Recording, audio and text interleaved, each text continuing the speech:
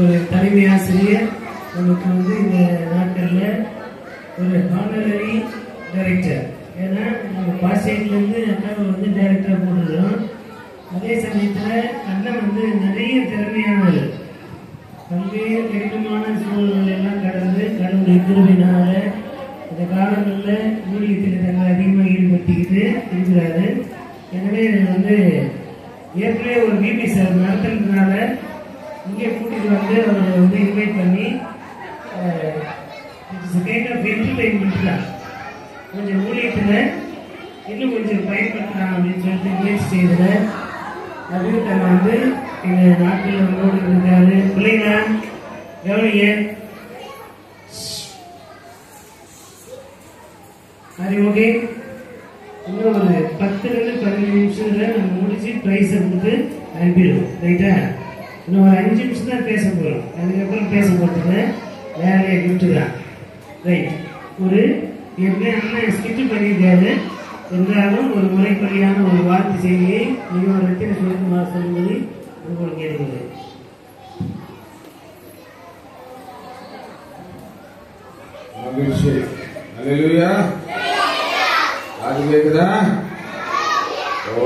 சிறு பிள்ளைகள் என்னிடத்தில் வருவதற்கு இடம் கொடுங்கள், அவர்களை தடை செய்யாதீர்கள். என்ன பண்ணக்கூடாது? பரலோகராஜ் யாரு சின்ன பிள்ளைங்க? யாருப்பா சின்ன பிள்ளைங்க? ஏமாத்துறீங்க. சின்ன பிள்ளைக்கு பல்லே இருக்காது. எனக்குதான் இல்ல. நான் சின்ன பிள்ளை, நீங்க சின்ன பிள்ளையா? யார் சின்ன பிள்ளை? யார் சின்ன பிள்ளை? ஆமா, நம்ம எல்லாருமே சின்ன பிள்ளை. நம்ம எல்லாருமே அவங்க பெஞ்சில் உட்காந்துருக்கோம். வயசான முடியல, நம்ம தான் கீழே உட்காந்து. நீங்க கடவுள்கிட்ட வர்றதுக்கு நீங்க நிறைய பேரை பயன்படுத்தினார் இல்லையா? இங்க கவனிக்கணும். எல்லாருக்கும் யார் பார்க்கணும்?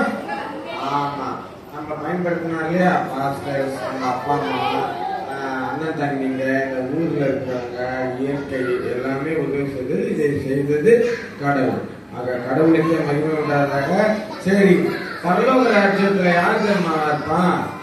யாரு பார்த்தோம்னா கடவுள் கூட உங்களை மாதிரி சின்ன பிள்ளைங்க மனசு பார்ப்பாங்க. சரியா? ஆகையினால உங்களை மாதிரி சின்ன பிள்ளைங்க பெருசா வளர்ந்தாலும் இப்ப இருக்கிற மாதிரி எல்லாரும் ஃப்ரெண்ட்ஸ், எல்லாருமே ஒருத்தருக்கு ஒருத்தர் அன்பா இருக்கணும். அந்த வசனம் சொல்ற, அந்த வசனம் சொல்லுங்களா?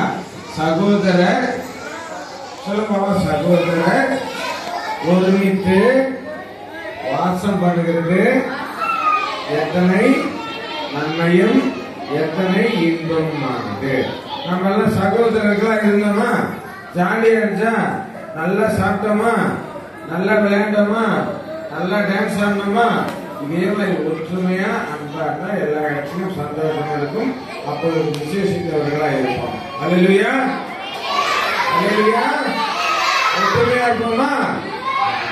இருக்கிற வேண்டும் உங்களுக்கு வாழ்த்து கூறி வாய்ப்புகளை அளித்த இறைவனுக்கும் மற்றும் இறை மக்களுக்கும் நன்றி.